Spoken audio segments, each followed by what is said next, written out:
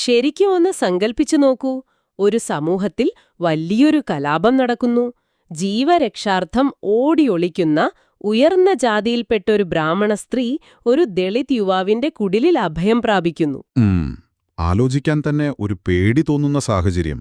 അതെ, ആ ഭയപ്പെടുത്തുന്ന സാഹചര്യത്തിൽ അവർ പരസ്പരം മനസ്സിലാക്കുകയും ഒടുവിൽ അവൾ ആ യുവാവിനെ വിവാഹം കഴിക്കാൻ തീരുമാനിക്കുകയും ചെയ്യുന്നു. ഇന്നത്തെ കാലത്ത് പോലും ഇതൊരു വലിയ സംഭവമാണ്. അതാണ്, ഇന്നത്തെ കാലത്ത് പോലും ഇങ്ങനെയൊരു പ്രമേയം സാഹിത്യത്തിലോ സിനിമയിലോ വന്നാൽ അത് വലിയ വിവാദങ്ങൾക്ക് തിരികൊളുത്തുമല്ലേ? എന്നാൽ ഇതൊന്ന് ആലോചിച്ചു നോക്കിക്കേ.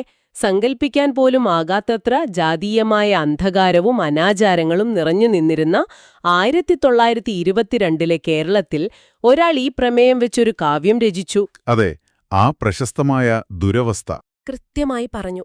ആ ലിറ്റററി ബോംബ് പൊട്ടിച്ചത് മറ്റാരുമല്ല, മലയാളത്തിലെ ആധുനിക കവിത്രയത്തിലൊരാളായ സാക്ഷാൽ കുമാരനാശാനാണ്. നമ്മുടെ ഈ ഡീപ് ഡൈവിലൂടെ നമ്മളിന്ന് പരിശോധിക്കാൻ പോകുന്നതും വാക്കുകൾ കൊണ്ട് ആഞ്ഞുവെട്ടിയ ആ വലിയ വിപ്ലവത്തെക്കുറിച്ചാണ്. ആ ഒരു തുടക്കം വളരെ കൃത്യമാണ്. കാരണം എന്താന്ന് വെച്ചാൽ, സാഹിത്യത്തെ വെറുമൊരു വിനോദോപാധി എന്നതിലുപരി സമൂഹത്തിന്റെ ജീർണിച്ച അടിത്തറ തോണ്ടാനുള്ള ഒരു ആയുധമായി എങ്ങനെ ഉപയോഗിക്കാം എന്നതിന്റെ ഏറ്റവും വലിയ ഉദാഹരണമാണ് കുമാരനാശാൻ. ശരിയാണ്. അദ്ദേഹത്തെ വെറുമൊരു കാൽപ്പനിക കവിയായി മാത്രം ഒതുക്കി നിർത്താൻ കഴിയില്ലല്ലോ. ഒരിക്കലുമില്ല. ഒരു വലിയ സാമൂഹിക മാറ്റത്തിന് അടിത്തറയിട്ട ശ്രീനാരായണ ഗുരുവിന്റെ ആശയങ്ങളെ പ്രായോഗിക തലത്തിൽ നടപ്പിലാക്കിയ വളരെ ദീർഘവീക്ഷണമുള്ള ഒരു തന്ത്രജ്ഞൻ കൂടിയായിരുന്നു അദ്ദേഹം. ഒരു സർജിക്കൽ ബ്ലേഡ് പോലെയാണ് അദ്ദേഹം തന്റെ കവിതകളെ പ്രയോഗിച്ചത്. അപ്പോ എനിക്കറിയേണ്ട ഒരു കാര്യം, ഇത്രയും വിപ്ലവകരമായ ഒരു ചിന്താഗതിയിലേക്ക് അദ്ദേഹം എങ്ങനെ എത്തിച്ചേർന്നു എന്നാണ്. വെറുമൊരു ശൂന്യതയിൽ നിന്ന് ഒരാൾക്ക് എങ്ങനെ ഒരു ചിന്താശേഷി ഉണ്ടാകില്ലല്ലോ. തീർച്ചയായുമില്ല. ആ ചുറ്റുപാടുകളിൽ നിന്നു തന്നെയാണ് യഥാർത്ഥത്തിൽ ഈ കഥ തുടങ്ങുന്നത്. അതായത് 1873 ഏപ്രിൽ 12 തിരുവനന്തപുരം ജില്ലയിലെ കായിക്കരയിൽ നാരായണന്റെയും കാളിയമ്മയുടെയും മകനായി ജനിച്ച കുമാരു എന്ന കുട്ടി എങ്ങനെയാണ് പിൽക്കാലത്ത് കേരളത്തെ മാറ്റിമറിച്ച കുമാരനാശാനായി മാറുന്നതെന്ന്, അദ്ദേഹത്തിന്റെ ആ ആദ്യകാല ചുറ്റുപാടുകൾ അതിലെത്രത്തോളം പങ്കുവഹിച്ചിട്ടുണ്ട്? വലിയ പങ്കുണ്ട്. അക്കാലത്തെ കേരളത്തിന്റെ സാമൂഹികാവസ്ഥ നമ്മൾ മനസ്സിലാക്കണം. ജാതിവ്യവസ്ഥ അതിന്റെ ഏറ്റവും ഭീകരമായ രൂപത്തിൽ പല്ലിളിച്ചു നിന്നിരുന്ന കാലം. വഴി നടക്കാനും നല്ല വസ്ത്രം ധരിക്കാനും എന്തിന് വിദ്യാഭ്യാസം നേടാൻ പോലും അവകാശമില്ലാതിരുന്ന ഒരു വലിയ ജനവിഭാഗം ഇവിടെയുണ്ടായിരുന്നു. ഒരു ഇരുണ്ട പശ്ചാത്തലത്തിൽ നിന്നുകൊണ്ടാണ് മണമ്പൂർ ഗോവിന്ദനാശാനിൽ നിന്ന് ആ കുട്ടി കവിതയുടെയും അക്ഷരത്തിന്റെയും ബാലപാഠങ്ങൾ പഠിക്കുന്നത്. പിന്നീട് പാവൂർ കേശവനാശാനാണ് അദ്ദേഹത്തിന്റെ ആദ്യ രചനകൾ അച്ചടിക്കാൻ സഹായിക്കുന്നത്. ഓ, ആ ഉഷാകല്യാണം എന്ന ആദ്യകാല രചനയൊക്കെ ആ സമയത്താണ് പുറത്തുവരുന്നതല്ലേ? അതെ, ഉഷാകല്യാണമൊക്കെ അക്കാലത്താണ്. എന്നാൽ ആ ഗ്രാമത്തിലെ ഒരു സാധാരണ കവിയായി അദ്ദേഹം ഒതുങ്ങിപ്പോവുമായിരുന്നില്ല. 1891 ശ്രീനാരായണ ഗുരുവുമായുള്ള അദ്ദേഹത്തിന്റെ കണ്ടുമുട്ടലാണ് ആ ജീവിതം പൂർണ്ണമായും തിരുത്തിക്കുറിക്കുന്നത്.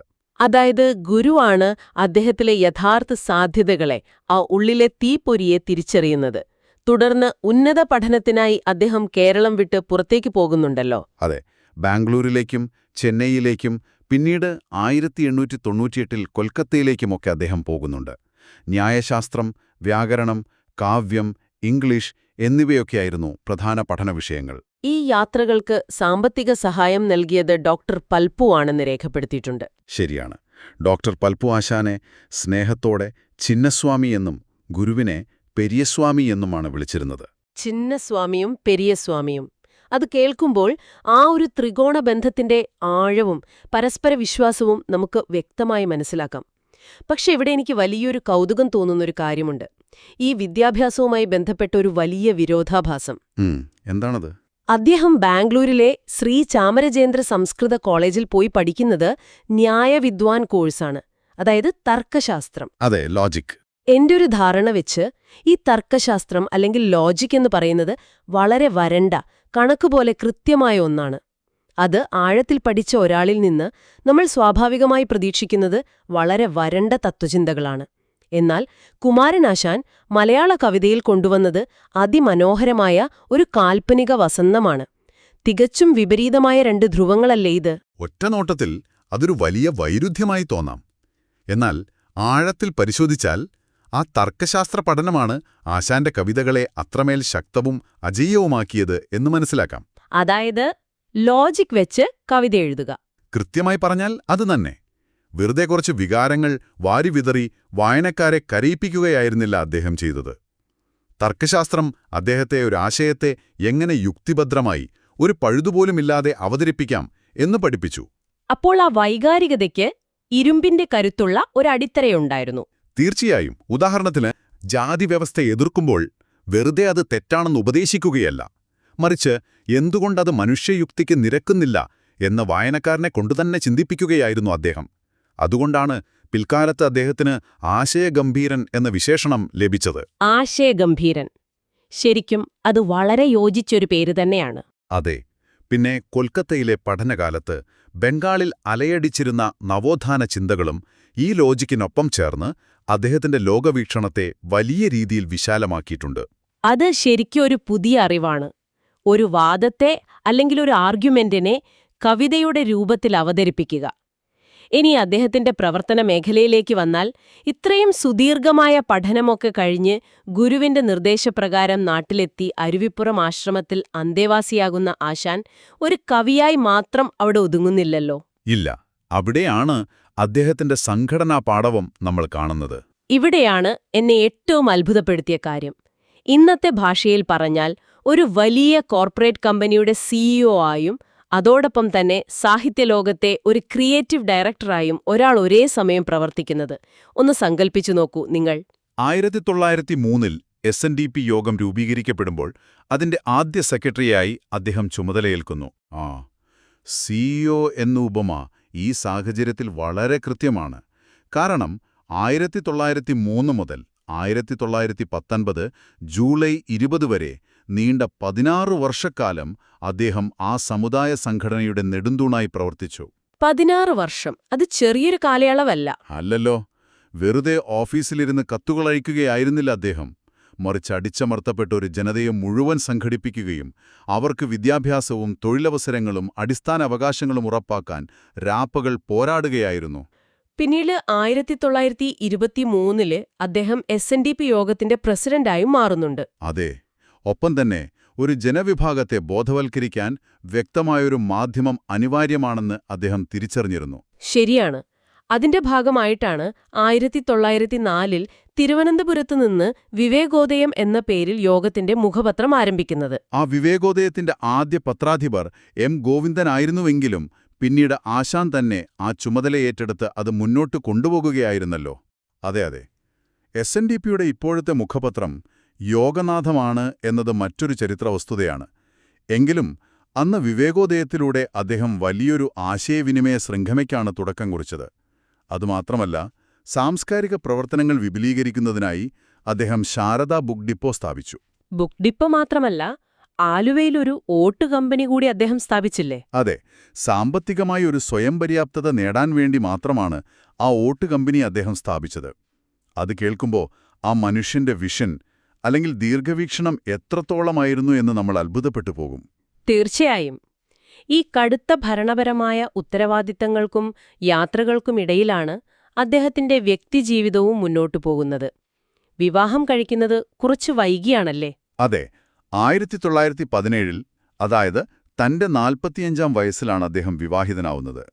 ഡോക്ടർ പൽപുവിന്റെ ഇളയച്ചനായ തച്ചക്കുടി കുമാരന്റെ മകൾ ഭാനുമതിയെയാണ് അദ്ദേഹം വിവാഹം കഴിക്കുന്നത്.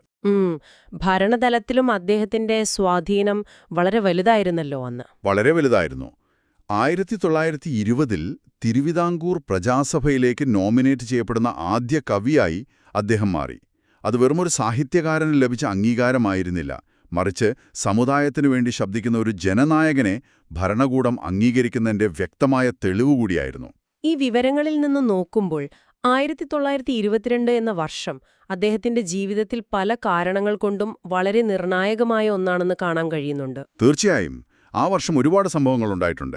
വിശ്വമഹാകവി രവീന്ദ്രനാഥ ടാഗോർ ശിവഗിരി സന്ദർശിച്ച് ശ്രീനാരായണ ഗുരുവുമായി ചരിത്രപരമായൊരു കൂടിക്കാഴ്ച നടത്തിയ വർഷമാണത്. അവർ തമ്മിലുള്ള സംഭാഷണം പരിഭാഷപ്പെടുത്തിയത് കുമാരനാശാനായിരുന്നില്ലേ? അതെ. ഭാഷയുടെ അതിരുകൾ ഭേദിച്ചവർ നടത്തിയ ആ സംഭാഷണം പരിഭാഷപ്പെടുത്തിയത് ആശാനായിരുന്നു. ആ സന്ദർശനത്തിൽ ടാഗോറിനോടുള്ള ആദരസൂചകമായി അദ്ദേഹം രചിച്ച കവിതയാണ് ദിവ്യകോകിലം. അതുപോലെ മദ്രാസ് സർവകലാശാലയിൽ വെച്ച് വെയിൽസ് രാജകുമാരൻ അദ്ദേഹത്തിന് പട്ടും വളയും നൽകി ആദരിച്ചതും ഇതേ 1922 തന്നെയാണ്. അതിനേക്കാളൊക്കെ വലിയൊരു വിപ്ലവം മദ്രാസ് സർവകലാശാലയുടെ ഭാഗത്തുനിന്ന് ആ വർഷം തന്നെയുണ്ടായി. ഒരു മഹാകാവ്യം പോലും എഴുതാതെ അവർ കുമാരനാശാന് മഹാകവി പട്ടം നൽകി. അതെ, അതൊരു വലിയ സംഭവമായിരുന്നു. അന്നത്തെ കാലത്ത് സംസ്കൃത വൃത്തങ്ങളിൽ മഹാകാവ്യം എഴുതിയാൽ മാത്രമേ ഒരാൾ മഹാകവിയാവൂ എന്നൊരു കർക്കശമായ നിയമമുണ്ടായിരുന്നില്ലേ? ആ ഒരു ചട്ടക്കൂടിനെയാണല്ലോ അദ്ദേഹം തകർത്തത്. അതാണ് ആശാന്റെ സാഹിത്യത്തിലെ മറ്റൊരു വിജയം. ലക്ഷണമൊത്ത ഒരു മഹാകാവ്യം രചിച്ചിട്ടില്ലെങ്കിലും അദ്ദേഹത്തിന്റെ ഖണ്ഡകാവ്യങ്ങളുടെ ഉള്ളടക്കത്തിന്റെ ഗാംഭീര്യവും അതിലെ ദാർശനിക തലവും അത് സമൂഹത്തിലുണ്ടാക്കിയ മാറ്റങ്ങളും കണ്ടപ്പോൾ ആ പഴയ നിയമങ്ങൾക്കും ചട്ടക്കൂടുകൾക്കും വഴിമാറിക്കൊടുക്കാതെ മറ്റ് നിർവാഹമില്ലായിരുന്നു. വാവ്! അപ്പോ നമ്മൾ വീണ്ടും ആ ക്രിയേറ്റീവ് ഡയറക്ടറുടെ റോളിലേക്ക്, അദ്ദേഹത്തിന്റെ കാവ്യലോകത്തേക്ക് വരികയാണ്. സമുദായത്തെ സംഘടിപ്പിക്കാനുള്ള ഈ നെട്ടോട്ടങ്ങൾക്കിടയിൽ അദ്ദേഹം എങ്ങനെ ഈ ക്ലാസിക്കുകൾ രചിച്ചു എന്നത് ശരിക്കും ഒരു അത്ഭുതമാണ്. ശരിക്കും ഒരു അത്ഭുതം തന്നെയാണ്. അദ്ദേഹത്തിന്റെ പ്രധാന ഖണ്ഡകാവ്യങ്ങളെക്കുറിച്ച് പറയുമ്പോൾ ആദ്യം മനസ്സിലേക്ക് വരുന്നത് 1907 പ്രസിദ്ധീകരിച്ച വീണപൂവാണ്. പാലക്കാട് ജൈനിമേട്ടിൽ വെച്ച് അദ്ദേഹം രചിച്ച ഈ കൃതി ഒറ്റനോട്ടത്തിൽ കൊഴിഞ്ഞു വീഴുന്നൊരു പൂവിനെക്കുറിച്ചാണെങ്കിലും അത് സംസാരിക്കുന്നത് അതിനേക്കാൾ വലിയൊരു ദാർശനിക സത്യത്തെക്കുറിച്ചല്ലേ? അക്ഷരാർത്ഥത്തിൽ മലയാള സാഹിത്യത്തിലെ ഒരു വലിയ വഴിത്തിരിവായിരുന്നു അത്. ശ്രീനാരായണ ഗുരുവിന്റെ അന്നത്തെ രോഗാവസ്ഥയാണ് ഇത് രചിക്കാൻ അദ്ദേഹത്തിന് പ്രചോദനമായത് എന്നൊരു ശക്തമായ നിഗമനമുണ്ട്. മനുഷ്യജീവിതത്തിന്റെ നൈമിഷികതയെ, നമ്മുടെ അഹങ്കാരങ്ങളുടെയെല്ലാം വ്യർത്ഥതയെ, ഒരു പൂവിന്റെ ജനനം മുതൽ മരണം വരെയുള്ള അവസ്ഥകളിലൂടെ അതിമനോഹരമായി അദ്ദേഹം വരച്ചുകാട്ടി. മിതവാദി പത്രത്തിലാണ് ഇതാദ്യം അച്ചടിച്ചു വന്നത്. പിന്നീട് CS സുബ്രഹ്മണ്യൻ പോറ്റി ഇത് ഭാഷാപോഷണിയിലും പുനഃപ്രസിദ്ധീകരിച്ചു. ഇതല്ലേ മലയാളത്തിലെ ആദ്യത്തെ ഖണ്ഡകാവ്യം? ഇവിടെ സാങ്കേതികമായി നമ്മൾ ഓർക്കേണ്ട ഒരു കാര്യമുണ്ട്. 1895 ഇറങ്ങിയ AR രാജരാജവർമ്മയുടെ മലയവിലാസത്തെയാണ് ചരിത്രം മലയാളത്തിലെ ആദ്യ ഖണ്ഡകാവ്യമായി കണക്കാക്കുന്നതെങ്കിലും ലക്ഷണമൊത്ത ആദ്യത്തെ മലയാള ഖണ്ഡകാവ്യമായി നമ്മൾ പൂർണ്ണമായും അംഗീകരിക്കുന്നത് കുമാരനാശാന്റെ വീണപൂവിനെയാണ്. അതായത് മലയാള കവിതയിലെ ആ കാൽപ്പനിക വസന്തം അവിടെ നിന്നും തുടങ്ങുകയായിരുന്നു. തുടർന്ന് 1911 നളിനി പുറത്തുവരുന്നു. നളിനിയും ദിവാകരനുമാണ് ഇതിലെ കേന്ദ്ര കഥാപാത്രങ്ങൾ. അതെ, ഇതിന് അവതാരിക എഴുതിയത് സാക്ഷാൽ AR രാജരാജവർമ്മ തന്നെയായിരുന്നു എന്നത് ആ കൃതിയുടെ സാഹിത്യമൂല്യം എത്രത്തോളം ഉണ്ടായിരുന്നു എന്ന് തെളിയിക്കുന്നു. പിന്നീട് 1914 ലീല പ്രസിദ്ധീകരിക്കപ്പെടുന്നു. മദനനും ലീലയും തമ്മിലുള്ള ബന്ധത്തിലൂടെ മാംസനിബദ്ധമല്ല രാഗം എന്ന വലിയൊരു സന്ദേശം അദ്ദേഹം നൽകി. സ്നേഹമെന്നത് വെറുമൊരു ശാരീരിക ആകർഷണമല്ല എന്ന് അദ്ദേഹം ലോകത്തോട് വിളിച്ചു പറഞ്ഞു. സ്നേഹമാണഖിലസാരമൂഴിയിലെന്ന് പാടിയ അദ്ദേഹത്തെ മലയാളികൾ സ്നേഹഗായകനെന്ന് സ്നേഹത്തോടെ വിളിച്ചതിൽ ഒരു അത്ഭുതവുമില്ല. അതിനുശേഷം 1915 അദ്ദേഹം മറ്റൊരു സുപ്രധാന കൃതി പുറത്തിറക്കി. എഡ്വിൻ ആർണോൾഡിന്റെ പ്രശസ്തമായ ലൈറ്റ് ഓഫ് ഏഷ്യ എന്ന കൃതിയുടെ പരിഭാഷയായ ശ്രീബുദ്ധചരിതം. ഓ, ഇതാണല്ലേ കുമാരനാശാന്റെ കാവ്യങ്ങളിൽ വെച്ച് ഏറ്റവും ദൈർഘ്യമുള്ള രചന എന്ന് കണക്കാക്കപ്പെടുന്നത്? അതെ, കൃത്യമാണ്. അദ്ദേഹത്തിന്റെ തുടർന്നുള്ള പല കൃതികളിലും ബുദ്ധമതത്തോടും അതിന്റെ അഹിംസാ ദർശനങ്ങളോടുമുള്ള ആഭിമുഖ്യം നമുക്ക് വ്യക്തമായി കാണാൻ സാധിക്കും. ബുദ്ധമത ദർശനങ്ങളുടെയും സമത്വ ചിന്തയുടെയും ഏറ്റവും ശക്തമായ രൂപമാണ് നമ്മൾ തുടക്കത്തിൽ പറഞ്ഞ ആ വിപ്ലവകരമായ കൃതിയായ ദുരവസ്ഥയിൽ കാണുന്നത്. 1921 മലബാർ കലാപത്തെക്കുറിച്ച് നമുക്കെല്ലാവർക്കും അറിയാമല്ലോ. വളരെ അക്രമാസക്തമായൊരു സംഭവം. അതെ, അത്രയും സെൻസിറ്റീവായ ഒരു സമകാലീന ചരിത്ര സംഭവത്തെ കേവലം ഒരു വർഷത്തിനു ശേഷം 1922 ജാതിവ്യവസ്ഥയെ കടന്നാക്രമിക്കാനുള്ള ഒരു ക്യാൻവാസായി ആശാൻ തിരഞ്ഞെടുത്തത് അപാരമായ ഒരു ധൈര്യമല്ലേ?